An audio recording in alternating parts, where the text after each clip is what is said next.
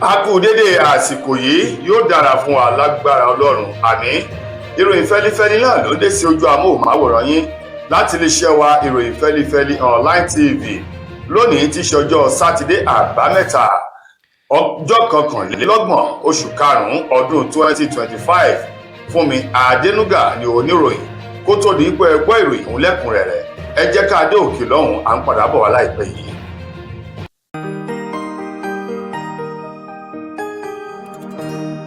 Ìròyìn fẹ́lifẹ́li TV àjààbálẹ̀ làwọn ìròyìn ti wà máa wò lóòrèkóòrè.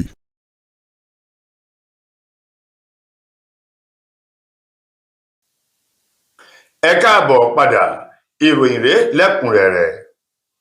Àwọn ọmọ ilé ìgbìmọ̀ aṣojúṣòfin orílẹ̀-èdè wa Nàìjíríà wọ́n ti gbé oríyìn fún ààrẹ Bọ́lá Tinubu nípa wípé sùúrù bí ẹyẹ àdàbà àti ìwà pẹ̀lẹ́kùtù tó ń ti ẹ̀mí ìrẹ̀lẹ̀ eléyìí tí Ọlọ́run jogún fún ààrẹ Tinubu tó sì ní etí ìgbọ́ láti gbọ́ ohun àwọn mẹ̀kúnnù àti gbogbo ènìyàn pátá o. Bẹ́ẹ̀ sì ni wọ́n ní ààrẹ Tinubu jẹ́ ènìyàn kan eléyìí tára rẹ̀ tó gba ọ̀pọ̀lọpọ̀ ọ̀rọ̀ sí tó sì gba ìwọ̀sí sára. Bẹ́ẹ̀ náà ni kì í bínú o nítorí wípé ọ̀pọ̀lọpọ̀ àwọn ọ̀rọ̀ kùgbákùgbé èyí tí àwọn ọmọ Nàìjíríà sọ jáde pàápàá jù látinú àwọn ẹgbẹ́ òṣèlú alátakò yòókù.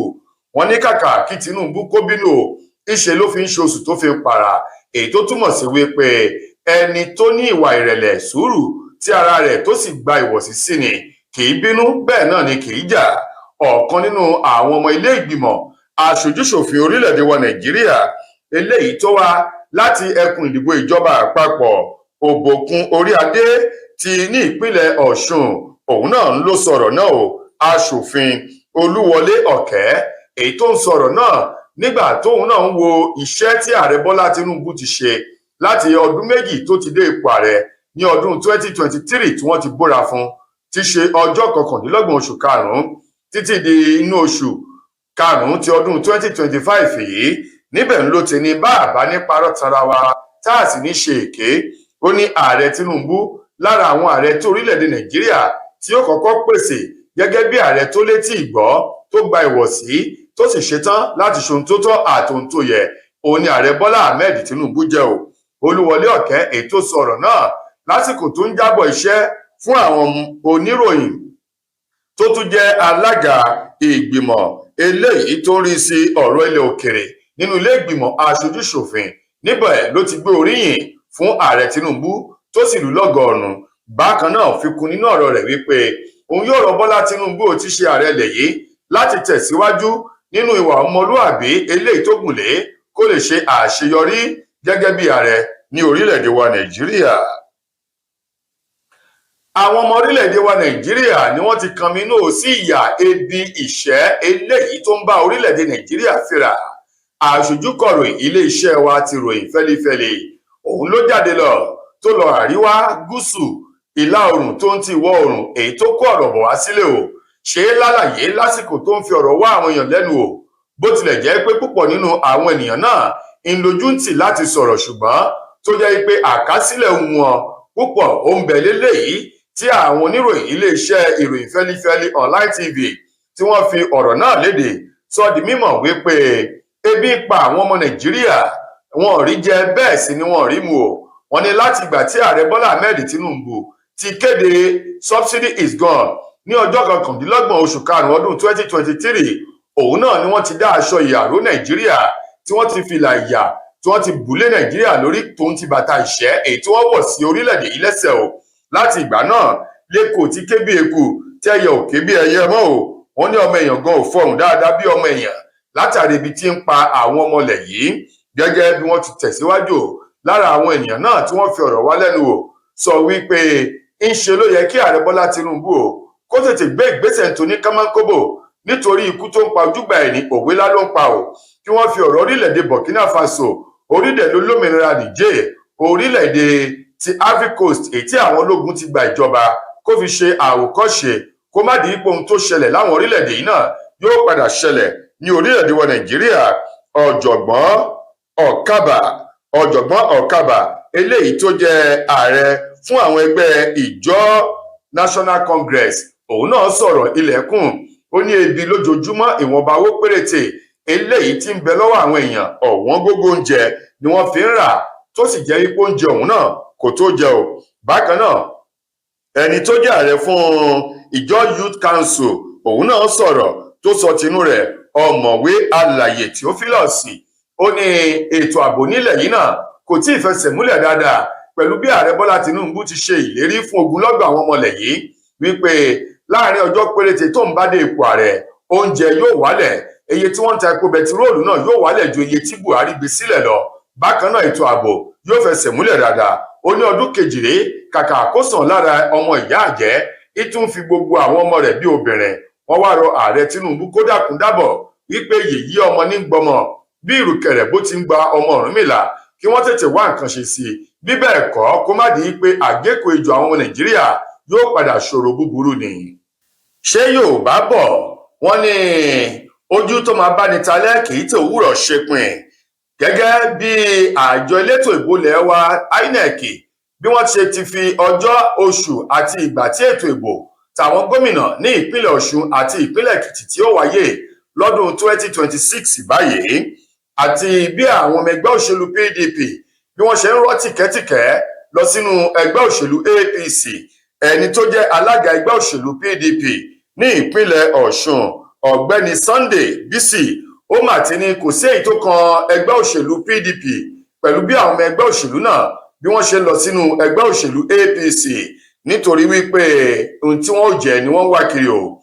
Ọ̀gbẹ́ni Sunday Bisi tí ṣe alága ẹgbẹ́ òṣèlú PDP ní ìpínlẹ̀ Ọ̀ṣun ní inú òun dùn láti rírú gómìnà Adémọ́lá Adélékè ní ìpínlẹ̀ Ọ̀ṣun pẹ̀lú bó ṣe ń tukọ̀ ìpínlẹ̀ náà tó ń ṣe ohun tó tọ́ lásìkò tó tọ́ tó sì ń ṣe ohun tó yẹ lásìkò tó yẹ o. Ó ní gbogbo ẹ̀ka tó jẹ́ ti ìjọba àti kékeré àti ńlá o, gbogbo rẹ̀ pátá ni gómìnà Adélékè ń ló ṣiṣẹ́ káríkárí tó sì ní àkọsílẹ̀ rere nínú ọkàn àwọn ọmọ àti olùgbé ní ìpínlẹ̀ Ọ̀ṣun lọ́hùn-ún. Ó ní èyí gan ti tó láti ṣe ìpolongo ìbò fún Adélékè kí wọ́n tún lè dìbò fún lẹ́ẹ̀kan sí fún sáà ẹlẹ́ẹ̀kejì gẹ́gẹ́ bí gómìnà ní ìpínlẹ̀ Ọ̀ṣun lọ́hùn-ún. Ẹni tó jẹ́ alága ẹgbẹ́ òṣèlú PDP ọ̀gbẹ́ni Bisi, ó wá ní kì í ṣe ìyàlẹ́nu, ó ní bí ọ̀rọ̀ òṣèlú ti rí nìyẹn o, bí àwọn ènìyàn ṣe ń kúrò nínú ẹgbẹ́ òṣèlú PDP lọ sínú ẹgbẹ́ òṣèlú APC yìí, ó ní kò tú irun kankan kúrò lára ẹgbẹ́ òṣèlú PDP, bẹ́ẹ̀ náà ni ò tú irun kankan kúrò lára gómìnà Adélékè nítorí pé àríṣe láríkà, àríkà báyìí ní bàbá ìrègùn. Ó ló ti ní àkọsílẹ̀ rere eléyìí tó lè polongo ìbò fún tó bá fi di ọdún 2026 gẹ́gẹ́ bí ọ̀gbẹ́ni Bísí ṣe ti wá fi kún.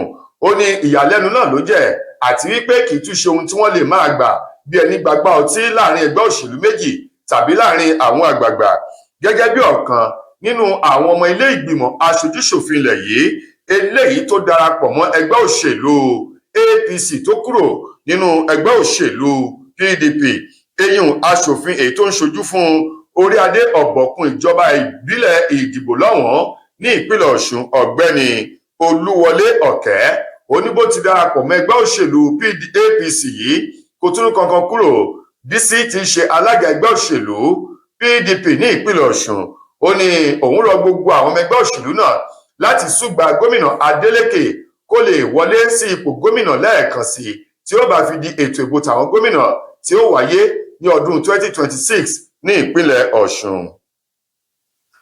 Ọwọ́ iléeṣẹ́ ọlọ́pàá ìpínlẹ̀ Èkó ló ti tẹ arákùnrin kan tí í ṣe ọ̀kan nínú àwọn ọmọ ẹgbẹ́ OPC èyí tí wọ́n ní ó ṣèṣì yìnbọn fún ọmọdékùnrin kan tí ń ṣe ọmọ ọdún 17 ní agbègbè Ìtàpó ní ìjọba ìbílẹ̀ Ẹ̀pẹ́ ní ìpínlẹ̀ Èkó lọ́hùn-ún.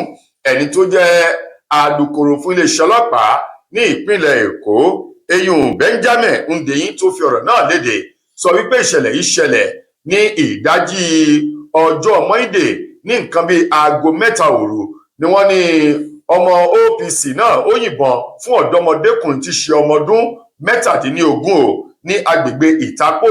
Nígbà tí ojúmọ́mọ́ ń làwọn olùgbé Ìtàpó nílùú Ẹ̀pẹ́ ni wọ́n gbé òkú ọmọdékùnrin náà tí wọ́n gbé káàkiri láti fi ẹ̀hónú hàn wọ̀nyí pé àwọn fẹ́ ìdájọ́ òdodo lórí ẹni tó ṣètì ta ìbọn fún ọmọdékùnrin náà.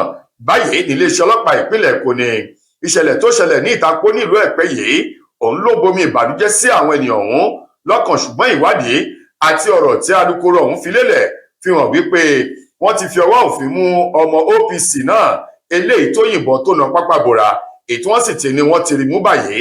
Ó ti wà lágọ̀ọ́ ọlọ́pàá láti wá ṣàlàyé ohun tó fà á tírúfẹ́ ìṣẹ̀lẹ̀ náà fi ṣẹlẹ̀.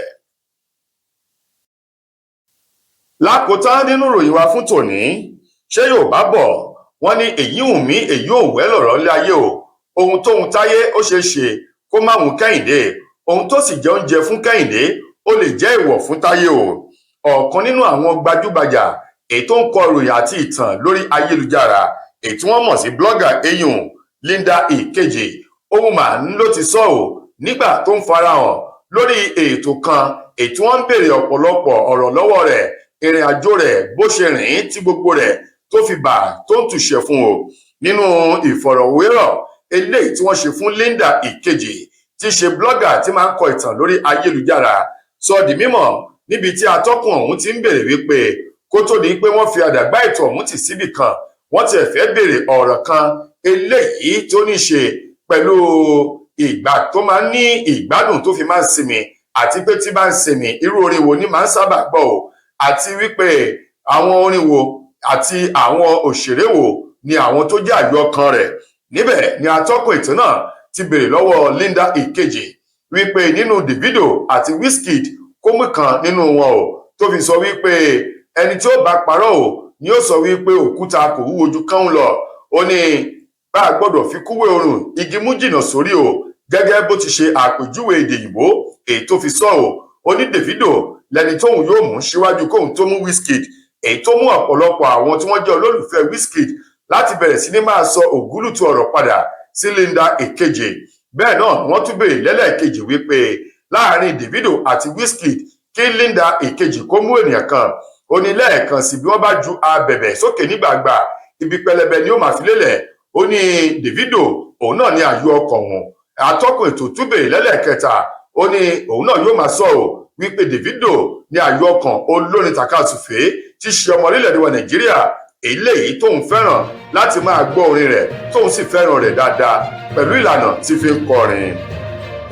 Tó ẹ̀yin èèyàn wa, ìròyìn wa kò ní jù báyìí lọ fún tòní. Títí dìgbà míì tẹ́ máa láǹfààní láti gbọ́ tòrò míì nílé iṣẹ́ wa, wàhálà ìdààmú kò ní kàn wá. Fúnmi Adénúgà lẹni tó mú wá sí ojú amóhùnmáwòrán yín. Ẹ ṣeun fún ìfẹ́ tẹ́ ẹ ní sí wa.